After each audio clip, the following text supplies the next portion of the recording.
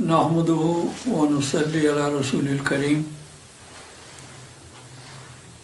أعوذ بالله السميع العليم من الشيطان الرجيم بسم الله الرحمن الرحيم الذين إن مكناهم في الأرض أقاموا الصلاة وآتوا الزكاة وأمروا بالمعروف ونهوا عن المنكر وَلِلَّهِ عَاقِبَةُ الْأُمُورِ عصر خود را بنگر صاحب نظر در بدن باز آفرین روح عمر قوت از جمعیت دین مبین دین ہم از مست و اخلاص و یقین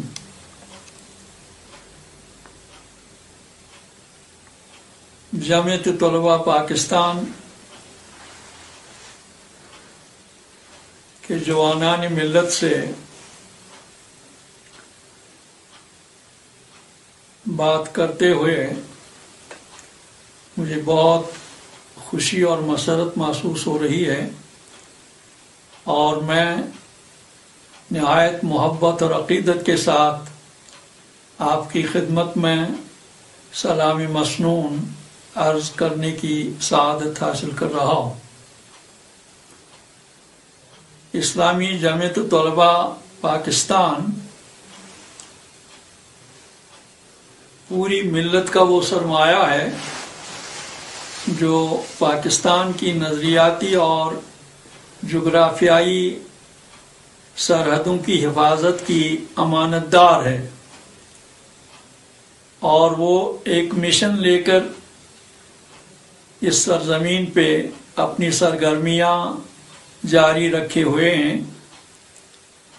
آج سے کوئی 63 سال پہلے یہ سرزمین اللہ تعالیٰ نے امت مسلمہ کے ایک حصے کو عطا کی تھی، اور اس سرزمین پہ ایک ایسا عادلانہ نظام قائم ہو جانے کی امیدیں وابستہ کر دی گئی تھیں، جو نہ صرف پوری امت کے لیے بلکہ پوری انسانی برادری کے لیے ایک ماڈل کی حیثیت سے سامنے آ جانے کی توقع تھی۔ قرآن پاک کی جو آیت میں نے آپ کے سامنے تلاوت کی ہے، سورہ الحج کی آیت نمبر 41 ہے۔ اللہ تعالیٰ اس آیت میں اس بات کی نشاندہی فرما رہا ہے، الذین ان مکناہم فی الارض، وہ لوگ جن کو ہم زمین میں تمکن عطا کرتے ہیں، قوت اور طاقت عطا کرتے ہیں، اور کسی ملک کے سربراہ بنائے جا رہے ہیں، ان کی کیا صفات ہوتی ہیں؟ اقام الصلاۃ، وہ نماز قائم کرتے ہیں، ان کی سرزمین پہ کوئی فساد نہیں ہوتا، ان کی سرزمین پہ فحاشی اور عریانی کو فروغ نہیں دیا جاتا، اس سرزمین پہ شراب اور منشیات کو عام نہیں کیا جاتا، اور اس سرزمین کے چلانے والے، حکومت کرنے والے، ان کا کردار اسلامی سانچے میں ڈھلا ہوا ہوتا ہے، اور وہ اس سرزمین پہ عدل و انصاف قائم کرتے ہیں، نمازوں کا اہتمام ہوتا ہے، زکوٰۃ کا نظام قائم کیا جاتا ہے، اور امر بالمعروف اور نہی عن المنکر کا فریضہ انفرادی سطح پر بھی اور اجتماعی سطح پر بھی انجام دیے جانے کا مکمل طور اہتمام اور انصرام کیا جاتا ہے۔ تو اسلامی جامعۃ طلباء کی یہ ذمہ داری بنتی ہے کہ وہ سرزمین پاکستان کو اسی سانچے میں ڈھالنے کی کوشش کریں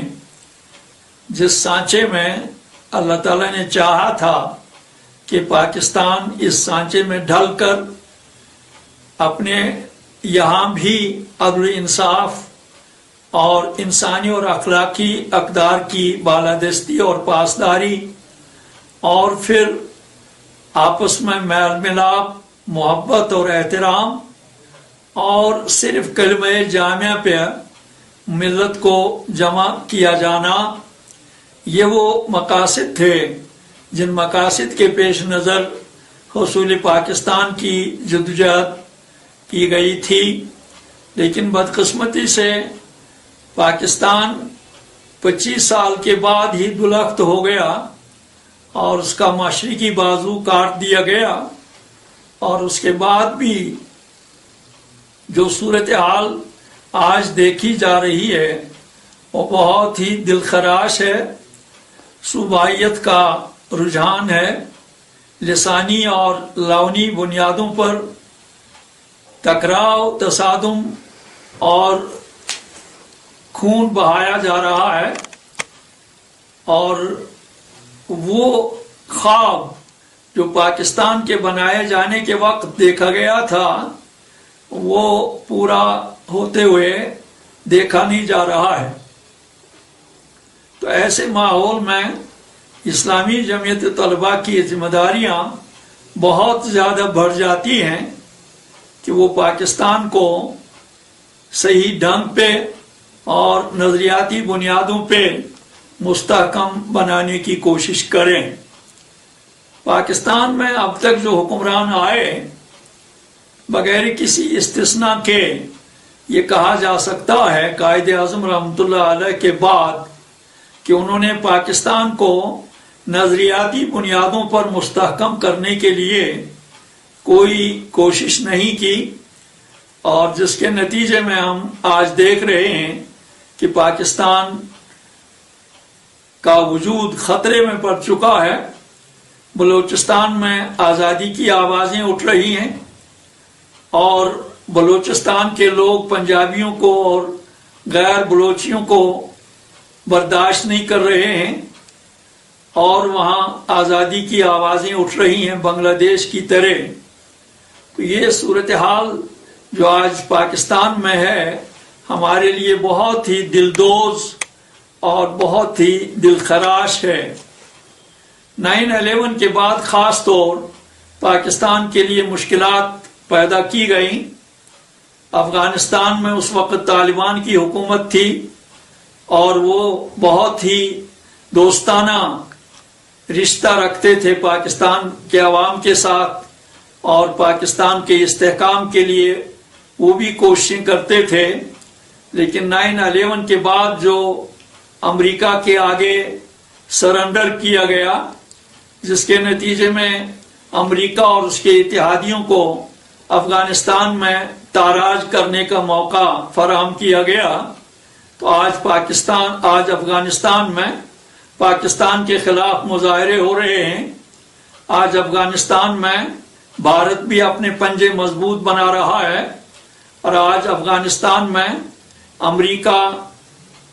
پاکستان کے خلاف سازشیں رچا رہا ہے، اور افغانستان کے عوام کو بھی اور وہاں کی حکومت کو بھی پاکستان کے خلاف ان کو اکسایا جا رہا ہے، اور ایسے منصوبے باندھے جا رہے ہیں کہ مستقل طور افغانستان پاکستان کے لیے ایک بہت بڑا خطرہ بنتے جا رہا ہے، کیونکہ جن قوتوں کو وہاں پنجے گاڑنے کا موقع فراہم کیا جا رہا ہے وہ سب پاکستان کے وجود کے خلاف ہیں، اور وہ پاکستان کو کسی بھی حیثیت سے مستحکم، پائیدار اور پرامن اور انسانی اور اخلاقی اقدار کی پاسداری کا ضامن دیکھنا نہیں چاہتے ہیں۔ تو یہی ماحول بنایا جا رہا ہے، اور پاکستان کے عوام آفات سماوی کا بھی شکار ہو رہے ہیں۔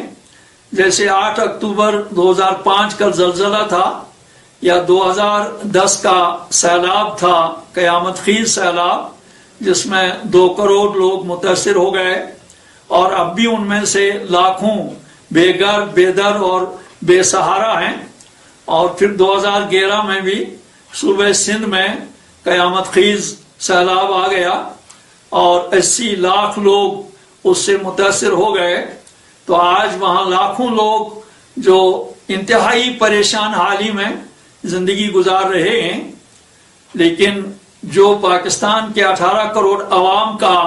رول ہونا چاہیے تھا وہ دیکھنے میں نہیں آ رہا ہے۔ پاکستان کے معاشرے میں جو معاشی اونچ نیچ پیدا ہو گئی ہے، وہ اس کی بنیادی وجہ وہاں جو جاگیردارانہ نظام ہے،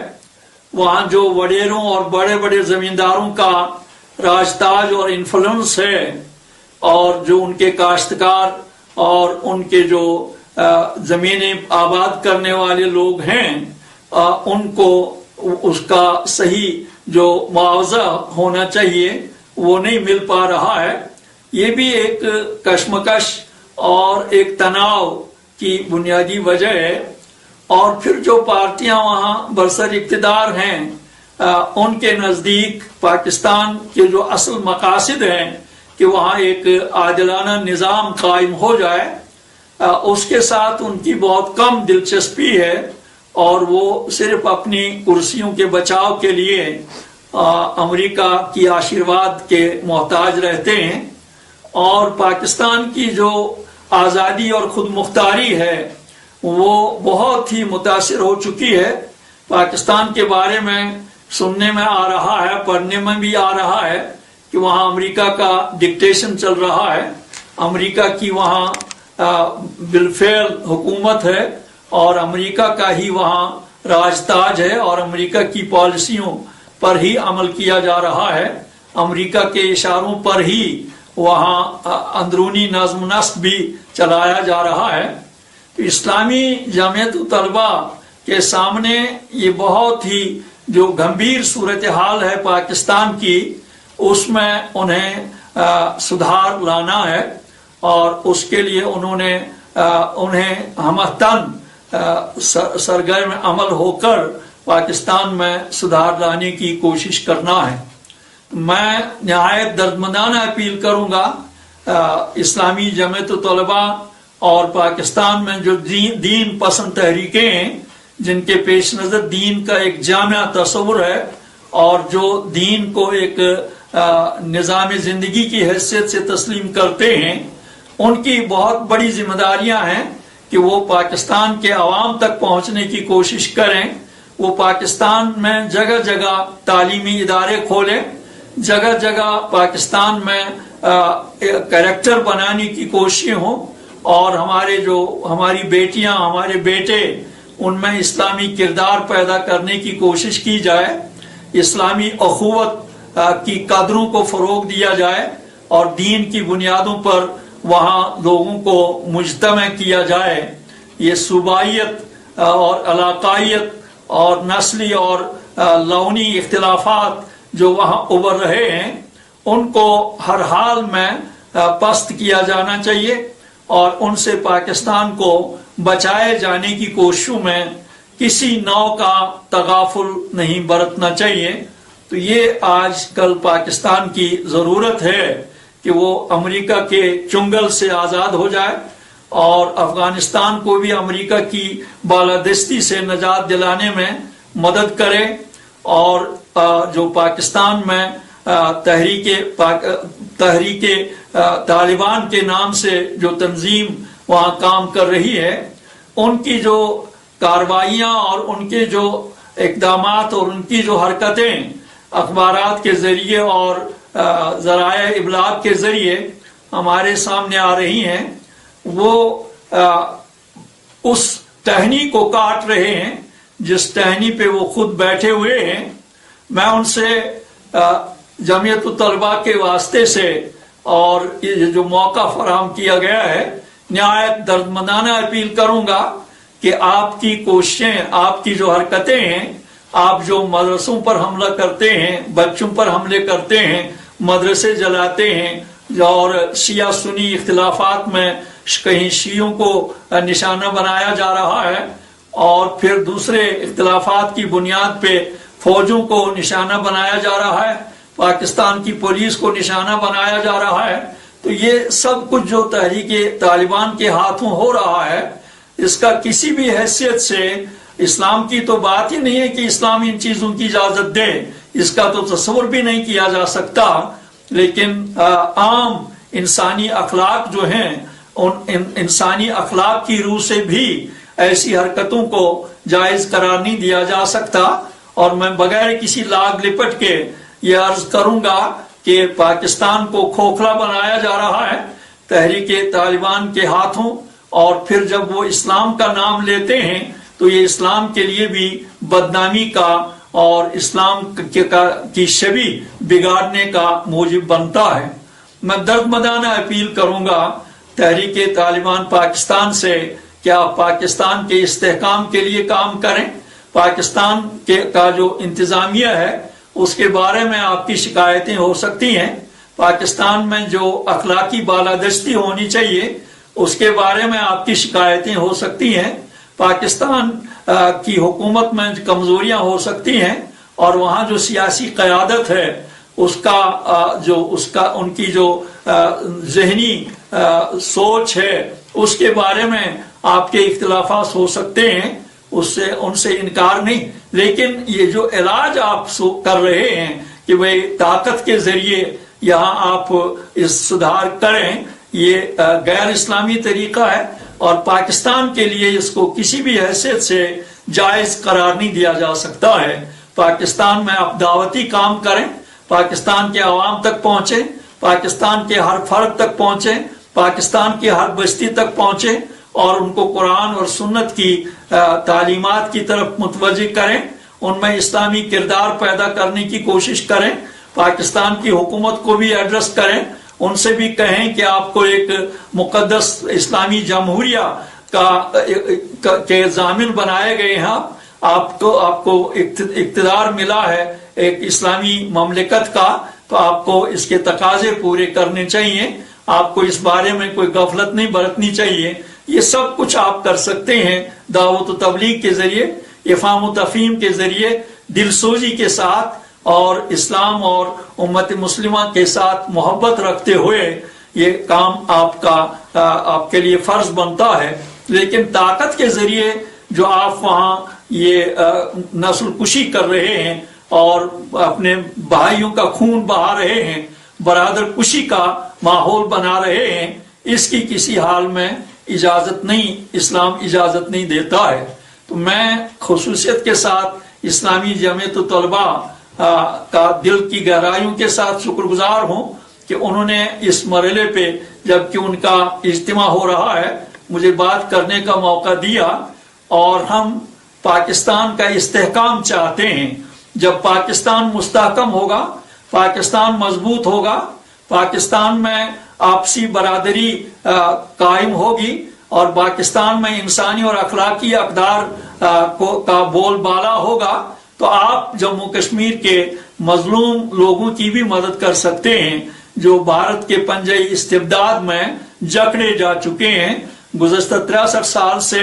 ہمارے یہاں 6 لاکھ جانوں کی قربانیاں دی جا چکی ہیں، اور اب بھی ہمارے لوگ جیلوں میں سڑائے جا رہے ہیں، ہماری عزتیں اور عصمتیں لوٹی جا رہی ہیں، ہماری بستیاں اجاڑی جا رہی ہیں، ہمارے جوانوں کو انٹروگیشن سینٹروں میں لے جا کر سر ان کے بل لٹکایا جاتا ہے، ان کے جسموں پہ رولر پھیرے جاتے ہیں، ان کو جلتے ہوئے سٹوہوں پہ جلایا جاتا ہے، ان کے جسموں میں لوہے کی سلاخیں تک داخل کر دی جاتی ہیں، ہمارے ٹین ایجرز کو پبلک سیفٹی ایکٹ کے تحت گرفتار کر کے